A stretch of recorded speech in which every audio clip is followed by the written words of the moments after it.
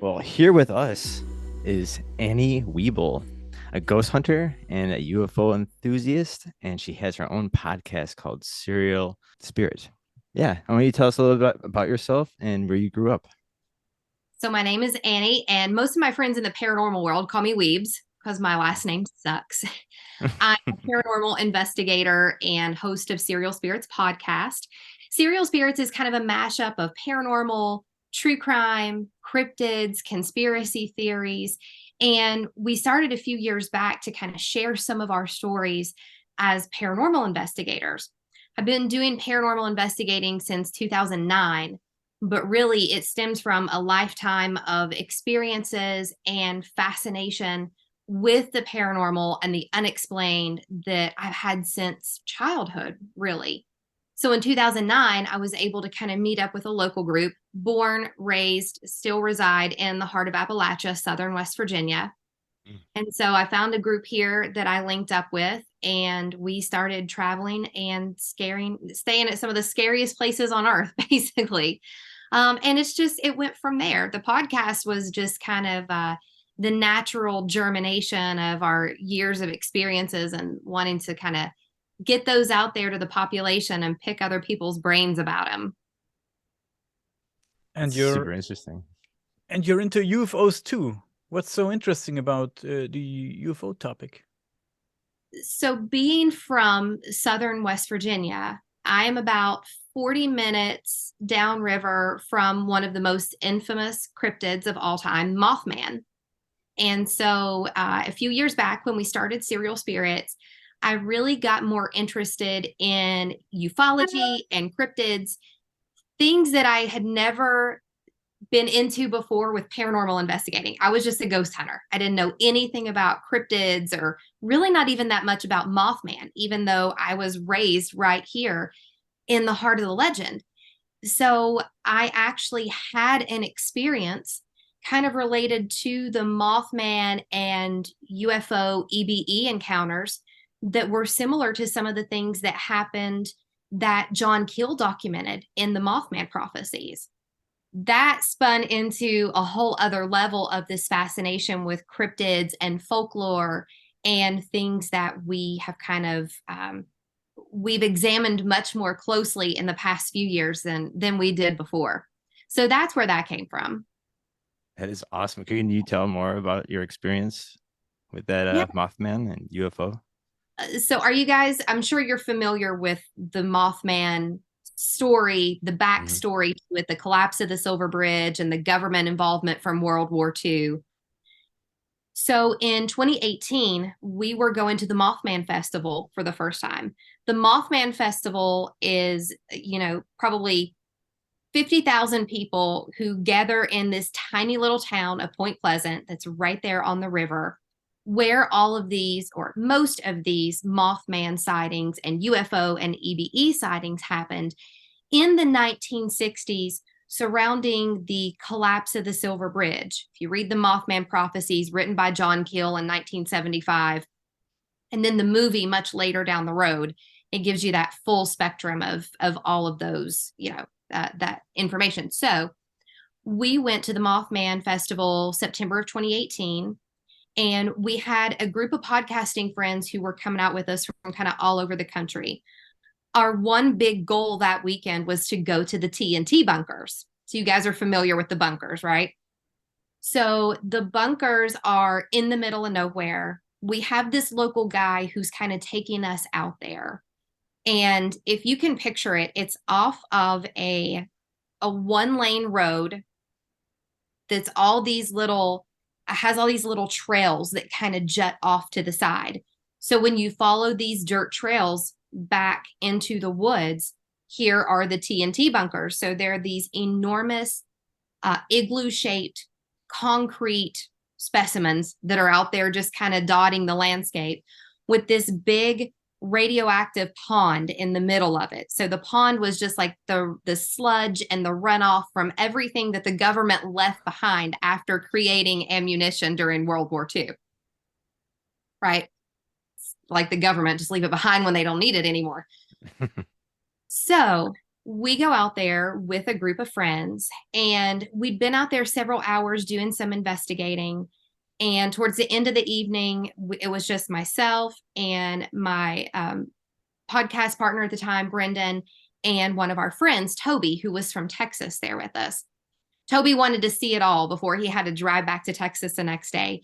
So we're out there a few hours, and at some point, it's totally dark out there. You can't see anything. If you don't have your flashlight or whatever with you, you're screwed. You're lost in the woods, basically.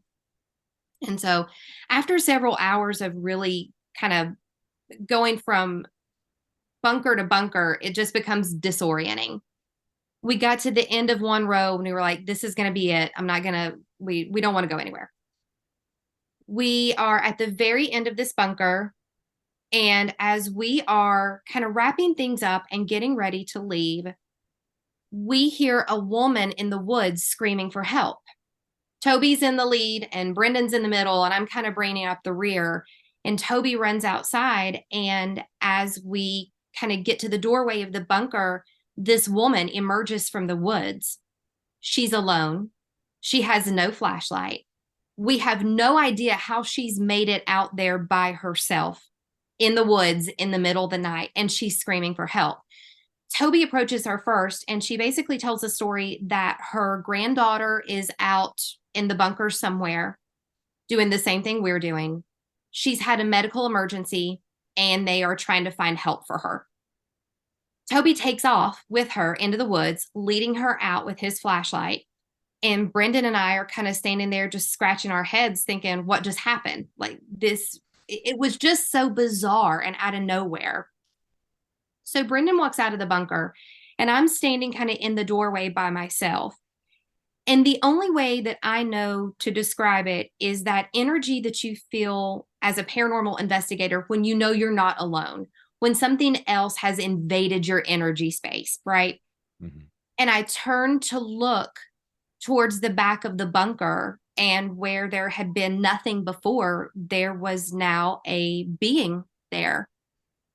That's the only way that I know to describe it. It was more human than non-human, very tall, very thin. Its skin was so pale that it was almost blue. It looked like if you would shine a light on it, it was translucent. No hair, huge blue eyes. And I assume it was he, I just got a masculine feel from it, was wearing what I could only describe as like a 1950s or 60s male nurse's uniform. If you've ever watched the old movie One Flew Over the Cuckoo's Nest with Jack Nicholson, mm-hmm. Okay, so this very starch white uniform looking, short sleeves, buttons, little preacher collar, pleated pants. And this thing is just standing there smiling at me. It has the biggest smile on its face. And it was so disarming in the moment that I think I'm not actually seeing this, right? And we stood and we made eye contact for probably 10 or 15 seconds until I broke it and realized this is not here. This is not real. I'm seeing this in my mind's eye somehow. And when I turned to speak to Brendan and realize that he's outside, I turn back and it's gone. So we exit the woods. We make it all the way back to the main road. Toby has helped this woman find her granddaughter who did have some type of a medical emergency. So now the place is kind of crawling with police officers and ambulances, and we decide to leave. But right before we leave, I tell them what I saw. I told Brendan first. And so he goes to get Toby, and Toby had his digital recorder with him. We had been recording some audio for his podcast. And Brendan says, tell Toby what you just told me. And so I told him, and they kind of look at each other and they said, that sounds like a Nordic. And I said, I don't know, because I have no idea what that is. I don't know what you're talking about right now. So from there, we really start diving into the lore of not just Mothman, but even more so all of these EBE encounters, extraterrestrial biological entity, and UFO, UAP encounters. that people in and around Point Pleasant had around the time of the collapse of the Silver Bridge. If you listen to the stories, a lot of people will say, these encounters stopped after the collapse of the Silver Bridge. Nobody saw Mothman anymore. Nobody had any encounters, and it's not true. For decades since that happened in this area, there have been a plethora of UFO, UAP sightings, especially in places we have linked them to energy resources. There are a lot of power plants around here, a lot of chemical producing plants around here. A lot of them are shipped, a coal, of course, in southern West Virginia.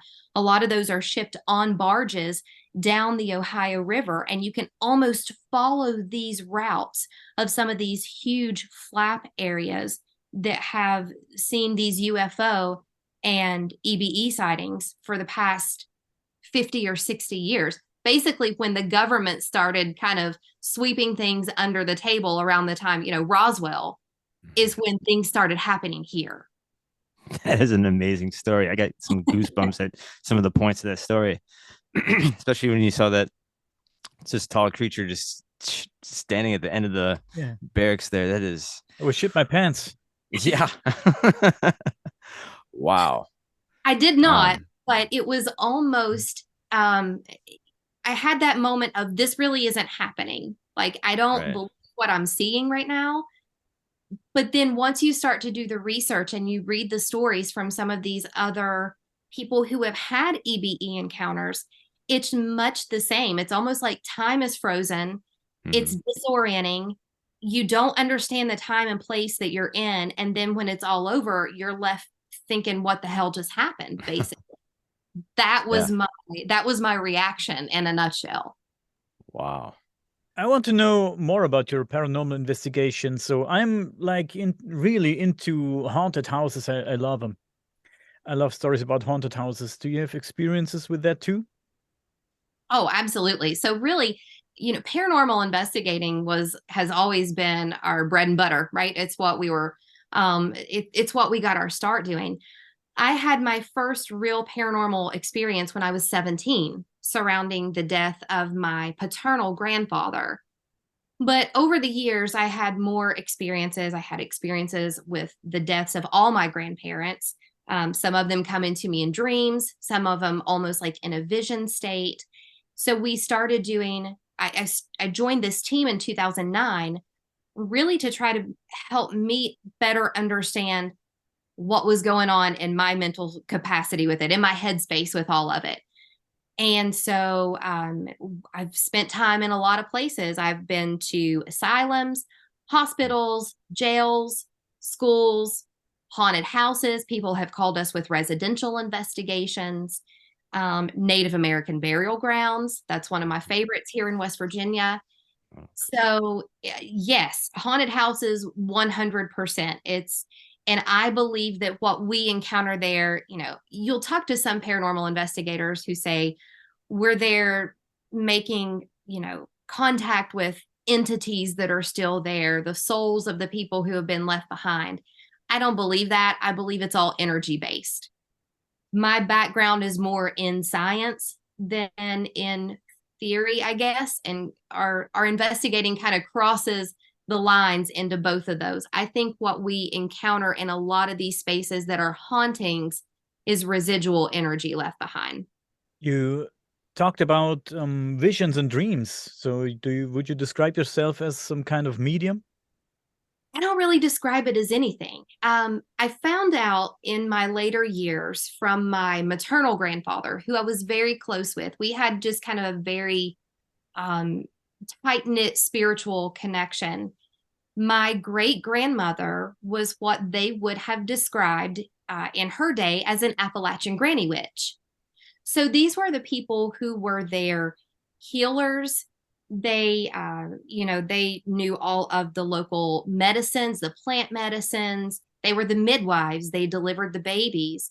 They were also the people who helped those who were very sick and dying, and had a little bit of a mystical appearance about all of it.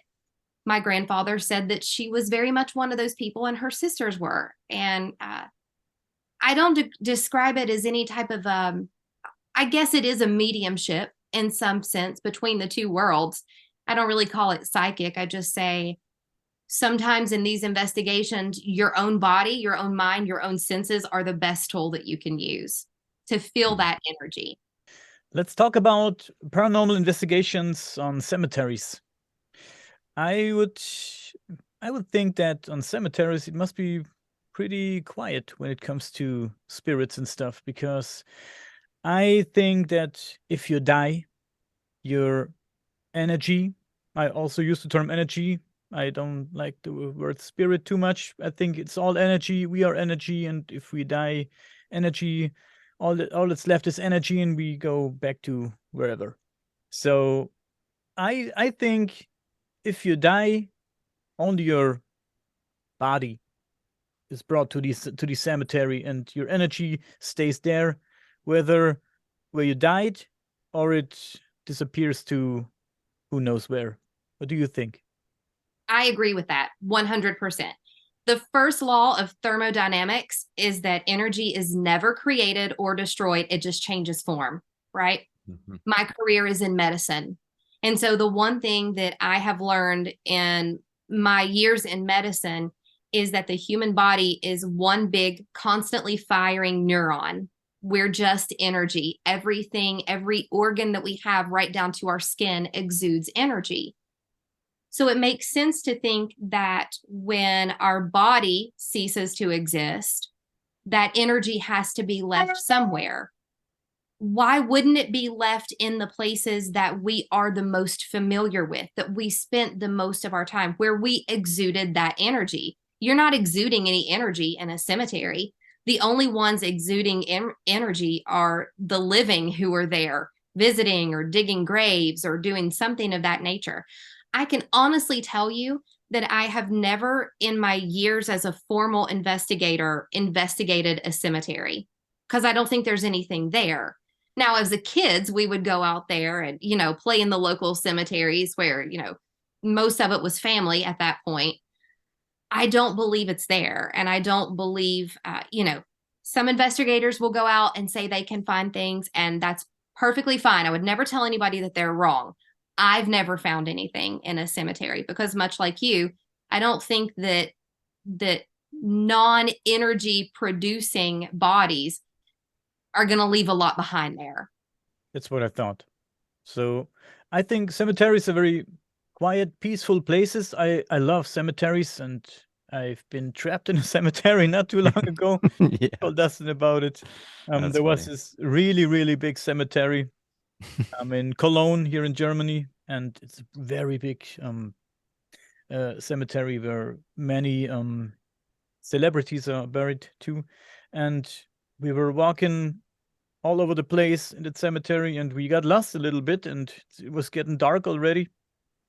And when we reached the exit, all those really big gates, they were closed and locked with chains. And I said, what the fuck? Now we're trapped in a fucking cemetery or what?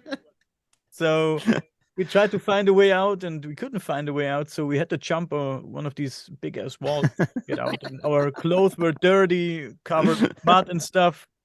Those people outside were looking at us like, what the fuck? Yeah, How did you get out of your grave? Yeah. It never crossed your mind to just stay there until morning and see if anything happened, right? Just kind of put your theory to test and stay there all night and just say, hey, let's see in the morning if anything's actually really here. I admit that if it's dark and you're at the cemetery with all these awesome graves and big ass graves, and yeah, there's a little bit of an unpleasant feeling here and there, but I'm not afraid, like really afraid of cemeteries. You watched all those movies and horror movies and stuff, but I don't think anything will happen to us if you're. I would sleep on a cemetery. I wouldn't care. But I was there with a friend of mine, and she's a paranormal investigator also. And she took photos. I don't know if there. I haven't asked her if she found something on the pictures, but she took photos of certain spots and said she wanted to do wanted to look him up someday, but I don't know. Something happened. No, it was a little bit scary, I admit. So Yeah. it was getting dark, and the fog came, and I was like, a little bit strange. I'd rather be outside, but I'm not really scared of cemeteries. No. Yeah. You should show Annie that video of that something that you caught, like a ghost that kind of appeared and disappeared into a wall. Do you have that Yeah, video? I Yeah. can. Maybe Yeah, you can ask her about her opinion on that. let me tell you the backstory, Annie. And yeah, maybe your opinion is very interesting. It could be interesting because we were at this bunker, like from maybe World War II. I don't know. It's an pretty old bunker, and I think they stored ammunition there back then. And you're not allowed to go inside, but we did because we're gangster. And I was there with a friend of mine, and like I told you, she's a paranormal investigator, and she did her stuff with her recorders and cameras and everything. And I was filming with my cell phone, and I was filming the door of this bunker, or a door of the bunker. And suddenly I saw something on the camera which I couldn't see with my naked eye.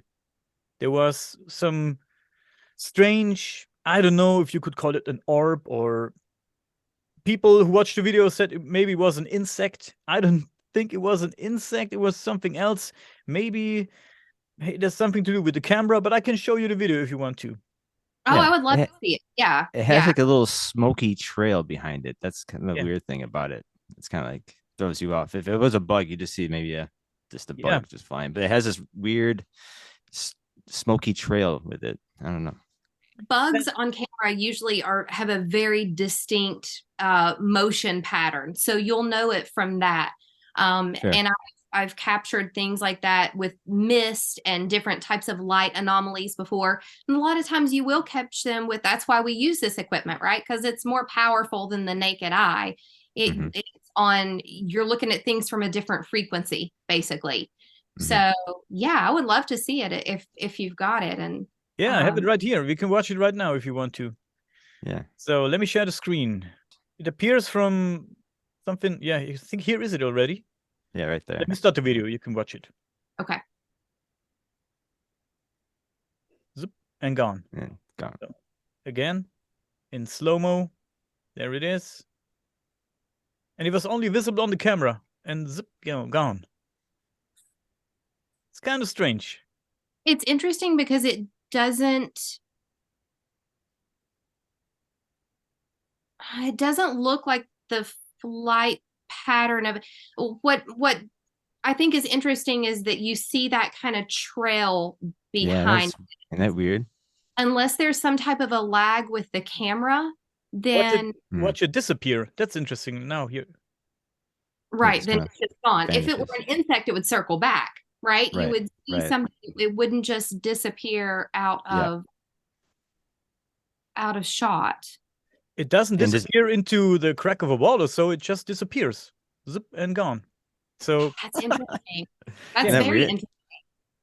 That looks a lot like what the TNT bunkers in Point Pleasant look like. And that's exactly what they were created for, was to store ammunition during World War II. Most of the U.S. Munitions factories before World War II were all on the West Coast.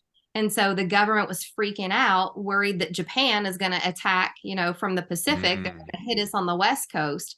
And so they move all of them to these random inland spots. And one of them just happened to be, 45 minutes from where I sit right now. But that's very much what those look like. Yeah. And I found this video pretty interesting because, first of all, it happened to me, the one who is the biggest skeptic in the world. But and I'm not saying it was a spirit or a ghost or whatever, but I can't explain it. Maybe it was a bug. I don't know, but it could be a bug, but I find it pretty interesting how it disappears and appears. So that made me think. That smoky trail behind it too. It's kind of very weird. It's something that definitely seems to have its own flight pattern. It has its own energy behind it. And so Mhm. that's usually how you can tell the difference between something of, you know, if it darts back and forth and then kind of off camera to where you can't see, I would say, yeah, maybe it's a bug. But with it having that trail behind it and 1 minute it's there and then the next minute it's gone, that's interesting. Did Mhm. anything else happen while you were in there? Any weird um, digital recorder, like recordings, EVPs, anything like that? Or was it just the video? There was something on the voice recorder, but I listened to it, but I would say it was nothing. The other guy said it is something, but what do I know? But I I experienced nothing else besides this thing. And but there was a friend of us who is a pretty big guy. We took him along for protection because it's a pretty like a bear, and we told him stay here. Maybe you don't know somebody is going into the bunker after us, and there because there's a door, and if you lock it from outside, you could be trapped or something else. So, and he was at some point he was so afraid. We heard him scream, and he ran out. He went to the entrance and he climbed out and said, "I'm not going in there anymore." I said, "What happened?" He said, "There was something was strange, and I think something touched me." And I said, "Oh, come on, dude. Maybe it was just your head." And I don't know. I don't know. But usually he's not easy to scare. I don't know. Hmm. Hmm. I experienced nothing else besides this little bug thing. Who Hmm. knows? Everybody's experiences are different. You know, one man's ghost is another man's nothing, right? And I've been on investigations a lot when that happens, that one person may have very many personal experiences, but then somebody else may have nothing. So sometimes I think energy speaks to us in different locations in different ways, if that makes any type of sense. Maybe some people are just more susceptible to that energy. You're very much a skeptic. So a lot of times we see skeptics kind of shut those down, and that's okay. You know, they want to see something very tangible. I actually really love having those types of experiences with people. I led a public investigation at an old theater in Cynthiana, Kentucky, which is right outside of Lexington, where I saw someone have an experience much like that. And it's one of my favorite, probably, investigation stories of all time. So we were in this place. Do you guys know The Walking Dead, the show The Oh Walking yeah. Dead? Mhm. Okay. So this theater is called Ross Opera House in Cynthiana, Kentucky. It's the home of Robert Kirkman, who created The Walking Dead. Mhm. So Kirkman grew up in this tiny little town. This was the theater that they attended when they were kids. It's where they would go to show movies. And so sometime about, 15 years ago, they're going to shut it down. There's a local teacher who has taken over the place, and they're just financially just stumbling. They're about to shut it down. Robert Kirkman steps in and donates the money to save Ross Opera House, to digitize everything so that they can basically keep the place open. So when you go to Cynthiana, the outside of Ross Opera House is the entire outside is a mural of the main characters from The Walking Dead. Daryl, Michonne, Carl, Rick Grimes. So cool. So if you love The Walking Dead, it's a really cool place to be anyway. But on top of that, it has a really rich history. And one of the most prevalent entities that they experience there is this shadow figure. The owner, Roger, showed us a very interesting video of. I mean, this is a full-on shadow figure that he captured walking at the end of the hall.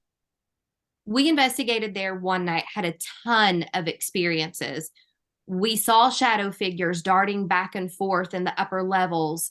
We had unexplained noises with disembodied voices. Even at one point during the night, what sounded like someone clapping from the back of the theater was almost like the minute we would try to shut it down, something would happen and we'd have to get the gear back out and start again. It was so active that we decided to come back a second time and kind of open it up to the public and invite in people who were not part of our team to come in and have these experiences with us. There were probably 15 people there. The majority were not with our crew. We didn't know them. And there were these two guys that came in at the very end of our introduction and very much kept to themselves.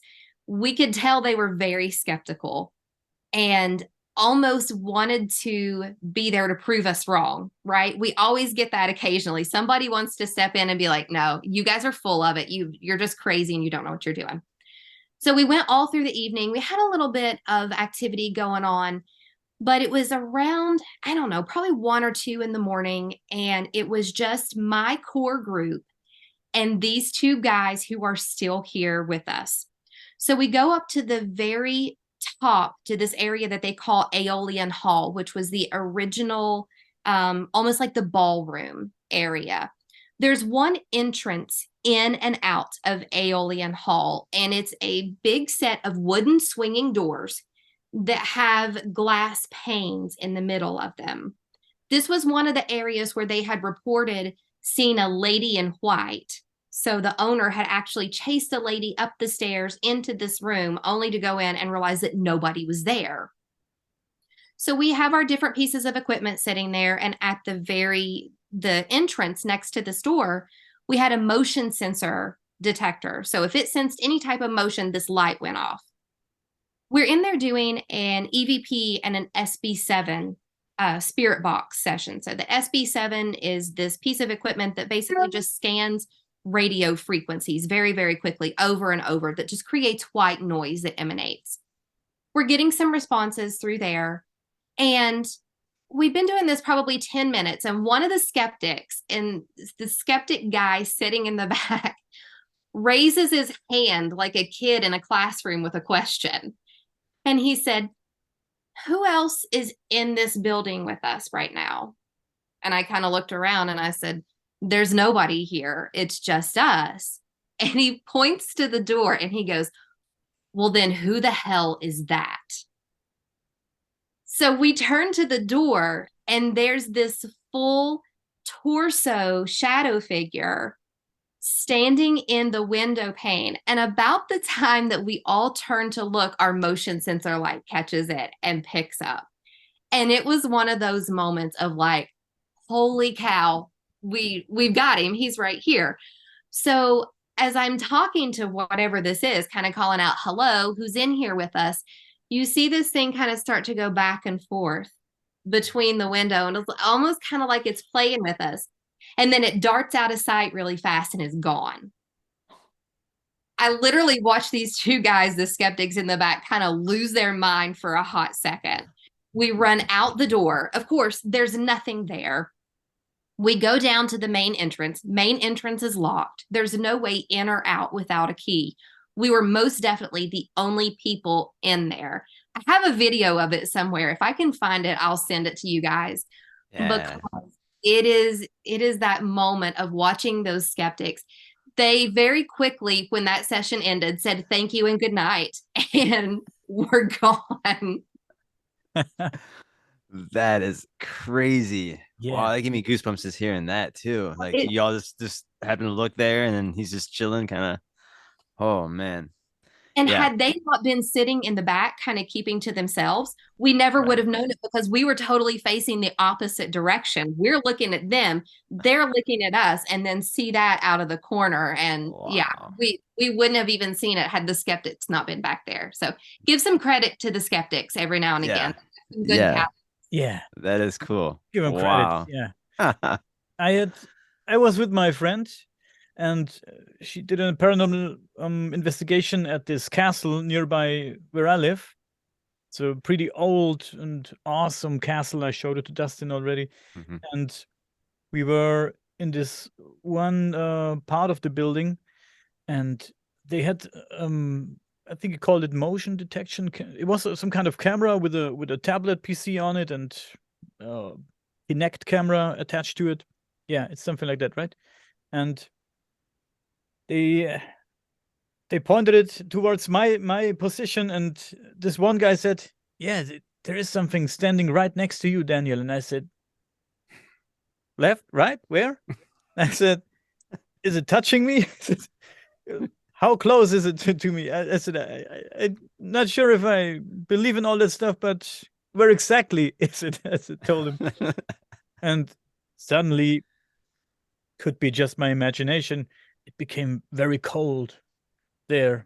It was getting really cold, and everybody, and it was not me mentioning it at first. Some of the other guys said, "Do you feel how cold it's getting?" And I said, "Now that you say it, yeah, it's pretty cold." But could be just my imagination. Maybe because I was just a little tiny bit afraid. No, just a little bit. I was not very scared, but a little bit. We look for temperature fluctuations like that, right? And a lot of people say, "Oh, I just got this cold spot right here. I've got this chill." And yeah, it can be a change in the energy. I've been in a lot of buildings too, though. They're just really old and drafty. And so you kind of, you take it with a grain of salt. But if you're standing there and notice that temperature differential very quickly, then maybe there's something to it. Thermodynamics, right? Mhm. Yeah, maybe. I was gonna say, there's a bar here. I live in Madison, Wisconsin, and there's a haunted bar called the Ohio, and it's been recorded having weird paranormal activity happening since I think the early 1900s, where there's been like weird suicides in this building. Like I guess people live above the bar too, but weird suicides, weird fires that happen, and then I guess glass bottles be thrown off the shelves and bar stools being flipped. And I guess there's a I'm sorry, ghost hunting team that went there and did their research, and I think did like a little TV episode on it too. So it was really interesting. That's like my only haunted house in Madison that I know of. But I think Wisconsin in general has a bunch of other haunted places, Indian mounds, and yeah. Could you tell us some stories about some Indian mounds that you might have investigated? Yeah, so actually, I just came back from a Paracon a couple of weekends ago where I gave a speech about a place here in West Virginia called Lake Shawnee Amusement Park. Don't let the title fool you. There's not much amusement park there. So, kind Okay. of the story behind it was that in the late 1700s, it was it was involved with the Shawnee Native American tribe here. Most of this land was already, much far back settled by the Native Americans. So then when the first English settlers started coming in here in like the 1780s, there were all these battles over the land. Lake Shawnee happens to be where one of those battles had taken place. The first English settler, a man named Mitchell Clay, moves there with his wife and his kids. This fight ensues with the Shawnee tribe, and the Shawnee comes in and kills several of Mitchell Clay's family, his children. His children are still buried on the property there, number one, which is freaky. Over the years, they made a man-made lake. It was kind of an area, for lack of better terms, an amusement park. They moved in the old Ferris wheel, the old metal swings. They had several deaths over the course. There were a couple of people who drowned in the lake. There was a little girl who was killed on the swing set. And then in the 1980s, a man named Gaylord White moves in, decides that he's going to kind of restore it to its original grandeur. And as he is digging a hole to make a tractor pull, do you guys know what a tractor pull is? We just do that here in West Virginia, right? So, No, so we do they're here in Wisconsin. okay. So they're digging a mud pit to do a tractor pull, and he unearths a Native American burial ground. Mm. So they call in the anthropology team from one of the local universities. They excavate and determine that the majority of the bodies there are elderly and young. So they believe that it's, some type of a plague, a virus has come through, taken out the weakest of the tribe, and they've buried them all in this mound. Over the years, Gaylord and his family and other people who visited started having these really crazy paranormal experiences. So the original owner dies, Gaylord, and his son, Chris, took over, is still there today, and opened it to the public to come in and do their own investigations. We went there the first time in 2016. There's no building to investigate. It is literally just the property. So we went there with like our camping equipment. We had tents and our sleeping bags, and we're just going to sleep on this property. Mm. We had some friends with us who had never investigated before, but were kind of local documentarians. And so they wanted to go get some footage.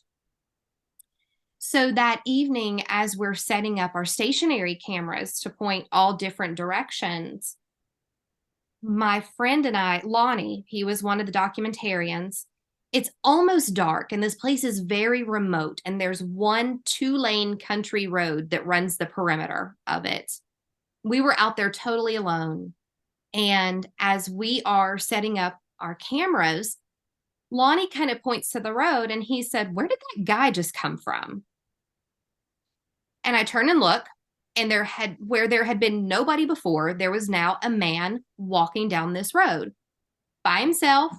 He was in like light colored clothing that was off for the season. It was March and it was very cold that night. He was walking really quickly, had his arms kind of crossed over his chest, and his head was tucked down to his chest. And he's just walking rapidly. And my friend and I look at each other and we're like, I don't know what he's doing out here, but if a car passes, he's going to get hit. He's wearing nothing reflective. It's just dangerous out here. And about the time that we say that, this car starts coming up past him. So the car comes up behind him, completely illuminates him. We see the full body of this man here and flies right past him. We both kind of jump back, expecting that this guy is going to be dead on the road or whatever. This car never slows down, doesn't swerve, just keeps going. So Lonnie and I look at each other and we're like, what is this guy? This guy literally has a death wish, right? He continues to walk and takes probably another 5 or 6 steps. And there's this kind of formation of trees on the side of the road. He takes one big last step behind the trees and doesn't come back out on the other side. So my buddy and I look at each other and we're like, okay, this guy's messing with us, right? He's seen us out here. He's seen it with our cameras. He's going to make fun of the ghost hunters, basically. So we take off running across this property, yelling at this man, it's private property, you're trespassing, we're calling the police. I get to one side of the trees, my buddy gets to the other side. And when we meet and look at each other in the middle, there's nobody there. We had just witnessed a full-bodied apparition that nobody else saw at that point. Just there and gone within a matter of 10 or 15 seconds.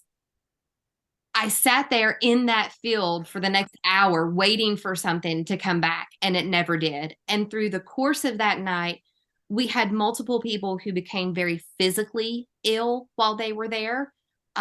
We had one of our cameras being unplugged from the power source, battery drain, shadow figures, a video of a very interesting mist. I'll have to send that to you guys too. It's like this mist, this ball of light that comes out, and then this mist emerges and then is gone.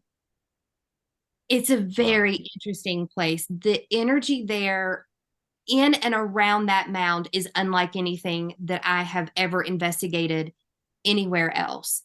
And the only way that I could describe it was like we were being watched from the minute we set foot there. Something made it very apparent that we were on their property and this was going to be on their terms. Before we left that night, we decided it might be a good idea to leave them kind of like a little peace offering, right? So we had taken some tobacco and some sage, and we went over and we sprinkled it around the area of the mound before we left. And I actually had a really disturbing dream that night when we tried to sleep of a very bloody child. It's a very, very bizarre. And that's why when people tell me they want to investigate these native burial places, be very careful, because the native energy is something unlike most of what we tap into, modern day at least. It's beautiful and it's spiritual and it's peaceful. So be very pleasant with it, basically. Yeah. Yeah. Wow. Wow. That is an awesome story. That is really awesome story. Very scary. Jesus Christ. Oh, but another cool thing with that area, though, I don't know how much paranormal TV you guys watch, but there was an episode that I went there, went back to Lake Shawnee in 2020, I think. And the show was called Portals to Hell and was hosted by Jack Osborne, Ozzy Osbourne's. Yeah. Okay. Okay. So I go there and I spend the day with Jack, and his co-investigator that night was a girl named Heather Taddy. And Heather's just a beautiful person. And I told them about my experience there. I knew that they were having a psychic come in that night to do a cold walkthrough, but I didn't know who it was until I was leaving. And I asked Jack who their psychic was going to be for the night. And he said, it's Michelle Belanger. Michelle is one of the most beautiful psychic minds that I have ever encountered. I've worked with Michelle on some other investigations, and just very powerful and beautiful. And I told Jack before I left, I said, well, tell Michelle that we said hello. And I kind of left a little energy hug there for Michelle, spoke out loud and said, if you come to the property this evening, here I am, I've been here, and kind of left that energy imprint behind, if you believe in that sort of thing. I had no idea what happened on their investigation until about 6 months later when it aired on the Discovery Channel. They had almost a step-by-step, almost the same things happened to them on their investigation that happened to us that first night, right down to the shadow figure on the road. And Michelle speaking back verbatim almost what I said to them about the native spirits and the watchful tribes and the eyes in the woods was insane. It was just, wow. It just proves how strong the energy is there. Yeah. That's cool. You did stuff with Jack Osborne, though. Holy shit. He was so nice too. I bet he was. Yeah, I've done several different shows with Travel Channel and Discovery Plus, and Jack Osborne was so down to earth. Like, I get there and they're like, they had ordered all of us lunch, and like just sit down and have like a burrito with Jack Osborne. He's like, hey, what's up? I was like, hey. It was strange, but really cool, actually. That is very, very, very cool. That is super dope. I have there's a place here. I'll show some pictures here. And if you ever traveled to Wisconsin at all? But No, if you but ever do, I'm a huge Green Bay Packers fan, so go Pack, oh, go. cool. Yes, cool. Well, this place is called As to Land, and this is a very, very mysterious place. It's near Lake Mills, probably like 5 miles away from Lake Mills. But anyways, there's a story goes where the Native Americans in this area said some strangers from afar that wear different clothes, and some of them had elongated skulls and stuff like that. And they kind of set up shop in Wisconsin here. And some archaeologists thought maybe the Mayans or Aztec came from South America and set up shop. Anyways, when they got here, they built this giant wooden wall around their little town and built two pyramids. This one's the Pyramid of the Sun, and then there's the Pyramid of the Moon here.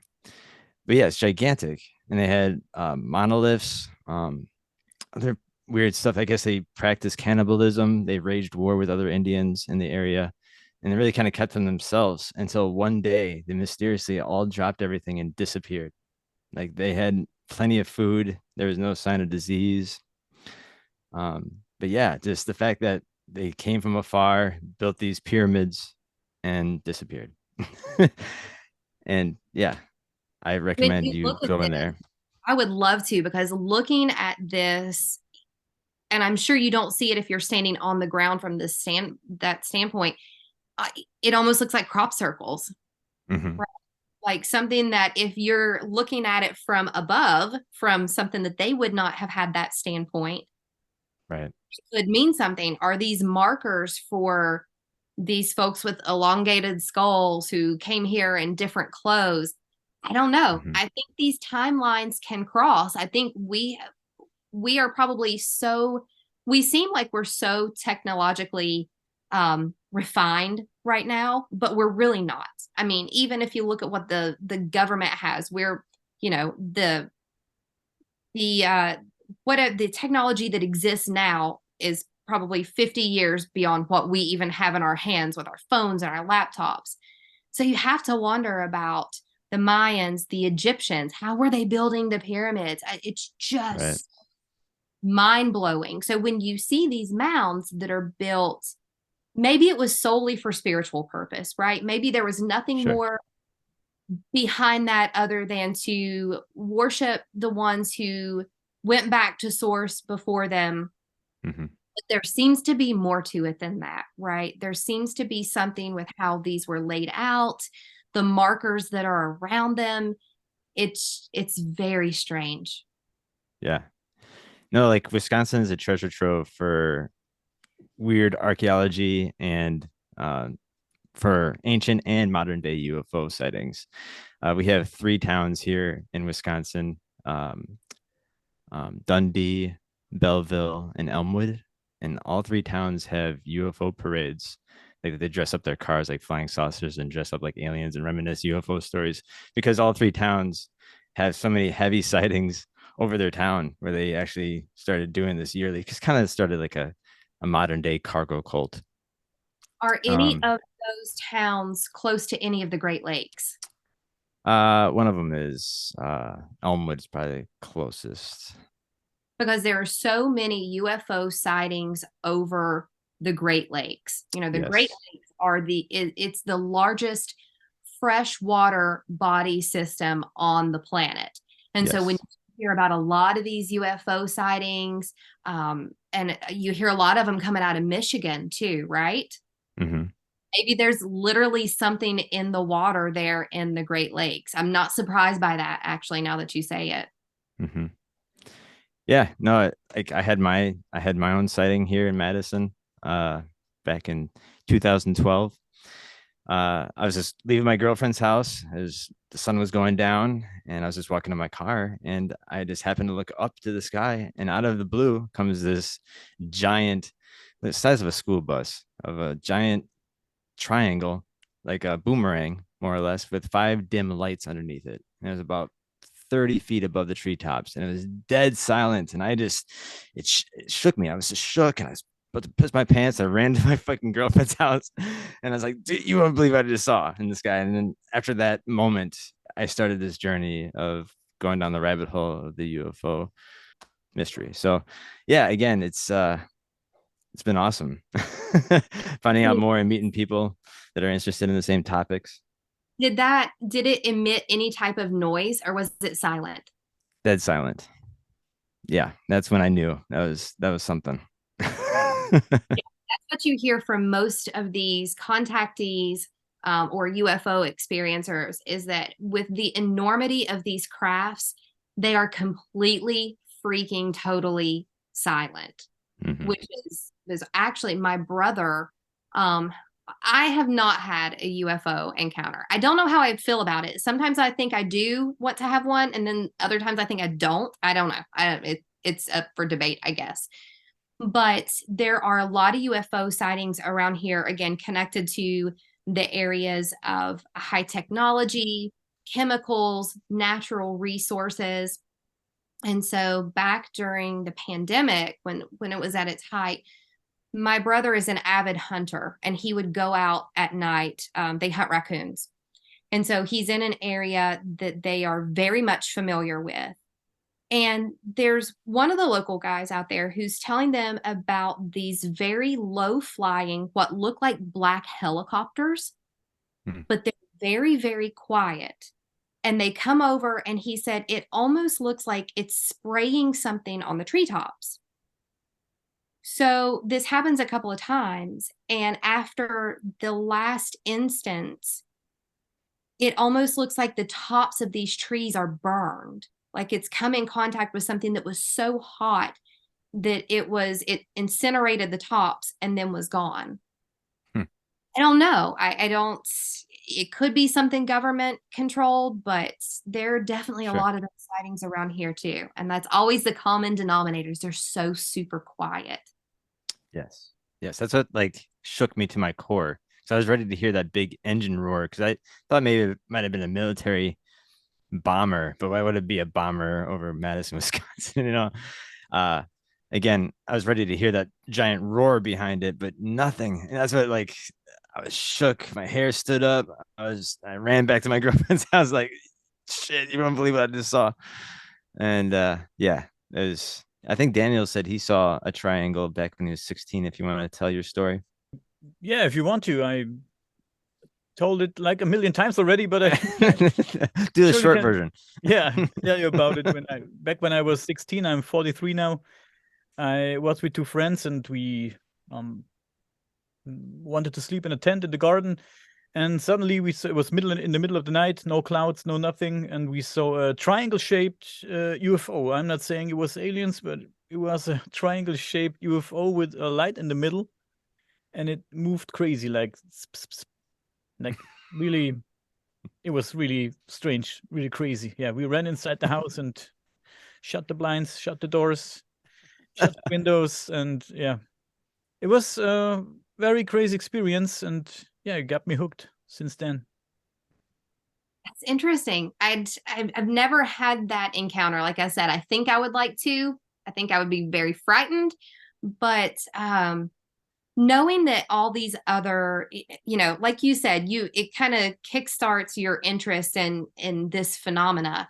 Knowing that there are so many other people out there who are experiencers, who are more willing than ever now to tell their stories. Maybe it's because, if we feel like it's government related, we want that information out there. We want information now more than ever. So I love hearing other people's stories. I don't know. Maybe I'll see one myself someday. Yeah, maybe. So there was a great talk. We've almost at the end now.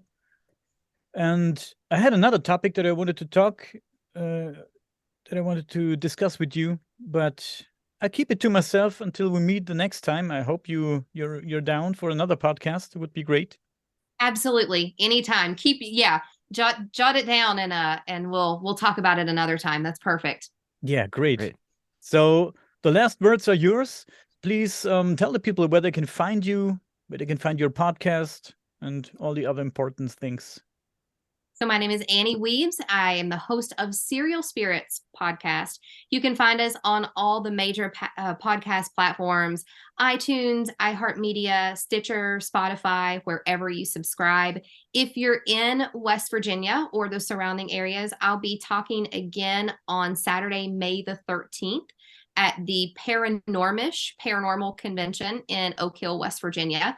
May tell my story about Lake Shawnee and the ghost there again. So feel free to come out and say hi. And it's been a pleasure. You guys are great. Let's do it again. Oh, thank you very much. Thank you. Please stay with us for 2 more minutes, okay?